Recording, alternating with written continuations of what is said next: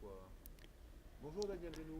Bonjour. Bonjour Blaise Lebec. Donc on est en direct sur Jazz à Foix, la 18e édition. On est en plein préparatif encore. Est-ce qu'on est à la bourre comme d'habitude? Ben écoutez, c'est comme chaque fois, comme chaque année maintenant, depuis 18 ans. Nous profitons des dernières heures de préparation pour serrer les derniers boulons, régler les derniers petits problèmes. Bien que, je veux dire, tout ce qui est évidemment programmation, transport, assistance, manutention, tout ça soit réglé, voilà. D'accord. Donc on a quand même déjà une bonne composante cette semaine. Il a l'air de Effecti- vouloir faire beau. Effectivement, je pense que la météo a passé un virage là. On a oublié les grandes pluies de la semaine dernière. Le soleil est au rendez-vous. Maintenant, sachant que nous sommes sur le piémont des Pyrénées, est-ce que nous n'aurons pas des orages le soir? Voilà la question. Mais bon, pour le moment, contentons-nous de ce grand soleil. Alors au programme cette année, qu'est-ce qu'on va faire? Au niveau programmation, bon, nous avons, comme à l'accoutumée, essayé de varier la programmation dans tous les styles de jazz, qui nous fait dire que cette année, une fois de plus, on va en voir de toutes les couleurs. Nous avons du jazz manouche comme chaque année, du jazz latino avec Omar Sosa et Ilian Canizares.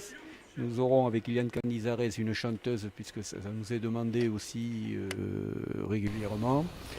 Enfin, notre ami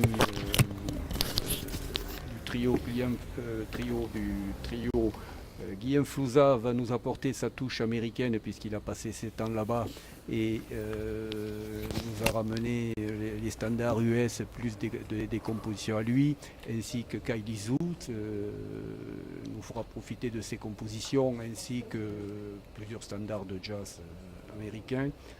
Voilà, sans oublier le concert d'ouverture avec Fabien Marie et Octet, une belle équipe, ils sont 8 sur scène, avec beaucoup de cuivre. Je pense qu'on va avoir une belle soirée de jazz en ouverture. Bien, alors Blaise, vous, votre métier au Jazz à Foix, c'est quoi? Mon métier de bénévole. Oui. C'est un peu m'occuper de toute l'organisation générale, bon, sachant que je suis bien sûr pas tout seul à le faire. Bon, mais c'est essayer d'organiser un petit peu en amont tous les pôles, que ce soit ce qu'on appelle l'espace IN, l'espace où nous sommes actuellement, qui accueille les concerts dits du IN. C'est le pôle, on a également au niveau des bénévoles la restauration associative. On a la chance depuis quelques années que Didier Lamotte, le chef du Phébus de Foix, vienne nous filer un coup de main pour nous faire une restauration sympathique. Il y a un pôle cuisine, hein, pour accompagner le chef. Après, donc, il y a tout un pôle qui s'occupe des transports des artistes. On a un pôle qui s'occupe de l'accueil des partenaires, puisque bon, pour qu'on puisse réussir cette manifestation, il nous faut des partenaires locaux essentiellement qui nous aident à boucler un peu un budget toujours compliqué.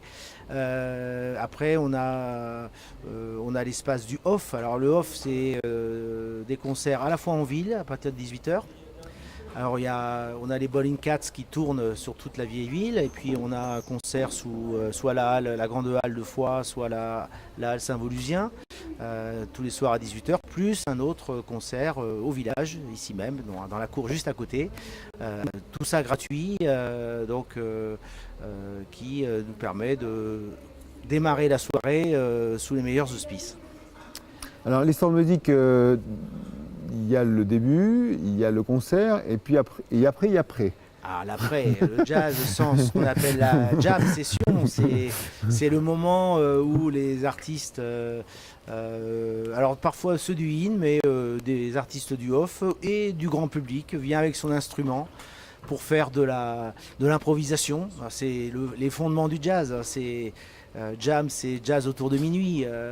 Et ce sont des moments toujours agréables. Alors, on ne sait jamais trop à quoi s'attendre, mais on a souvent de très belles surprises qui nous amènent comme ça jusqu'à tard dans la nuit, et jusqu'à 2 heures du matin, comme ça, ce qui permet à des gens de finir la soirée dans un moment qui n'est pas guindé et où plein d'artistes différents viennent jouer ensemble et faire de l'impro de jazz, ce qui correspond bien à l'esprit de ce qu'on souhaite avoir sur le festival. Alors on a entamé la discussion sur les bénévoles. Un festival comme beaucoup de festivals en Ariège et de France, sans les bénévoles, ça ne peut pas exister. Donc là, je vous ai retenu jusqu'à 18h06. Normalement, vous deviez avoir une réunion de briefing des bénévoles, c'est ça? Comment ça va se passer? Il y a une grande messe maintenant où on réunit tous les bénévoles par pôle d'activité pour répéter une dernière fois, donner les dernières consignes pour que demain il y ait de l'huile dans les rouages et puis que tout le monde se connaisse, nous connaisse, puisqu'il y a toujours des nouveaux, il y a un turnover dans les bénévoles qui est normal, les gens se fatiguent au bout de quelques années. Donc on accueille surtout les nouveaux, les anciens connaissent leur travail par cœur, ils nous connaissent. Mais voilà, c'est indispensable et cela va avoir lieu dans quelques minutes. Voilà. Il y a combien de bénévoles à Jazz à Foix? On tourne, je veux dire une quarantaine, ça peut être un peu plus, voilà. C'est le chiffre, chaque année on tourne avec une quarantaine de bénévoles. D'accord. On va vous mettre comme invité de la semaine, dès demain, sur azinat.com. Est-ce qu'il est encore temps de faire la promo? Est-ce que les gens ont déjà acheté leurs billets à distance, en ligne? Ils sont venus à l'Office du tourisme? Comment ça se passe? Est-ce qu'on peut encore acheter des places? La billetterie est ouverte depuis plusieurs semaines déjà sur notre site www.jazzfoix.com. Ensuite à l'Office du tourisme de Foix qui en ce moment, j'y ai fait un saut cet après-midi. Je crois que l'Office est pris d'assaut en ce moment par les touristes. Bon, il faut dire que le mois de juillet est entamé. Le temps est magnifique, le paysage est magnifique. Je pense que Foix attire de nombreux touristes. Et je pense qu'une partie viendra nous rejoindre dès demain soir pour écouter déjà les concerts gratuits et pourquoi pas venir nous rejoindre dans la merveilleuse cour de l'école Lucien Goron, dans notre cabaret à ciel ouvert, où ils passeront un agréable moment à une bonne température. Une dernière question pour Blaise. Quand on arrive à Foix, Foix a déjà les couleurs de Jazz à Foix. On a les entrées de ville, les flags. Est-ce que c'est un peu l'objectif? C'est qu'on a un beau temps, les touristes arrivent. Est-ce que c'est un festival qui est plus tourné vers les touristes ou est-ce que c'est plutôt les habitués de Foix et de l'Ariège? Alors, les enquêtes qu'on a pu effectuer les années passées ont montré que on a une clientèle locale conséquente, mais effectivement un certain nombre de touristes de passage ou même certains, alors, ils ne sont pas très nombreux, mais viennent passer une semaine en Ariège pour participer au festival. On commence à avoir un peu cette destination. On est sans prétention par rapport aux gros poids lourds des festivals de jazz, je ne citerai personne, mais tout le monde le sait.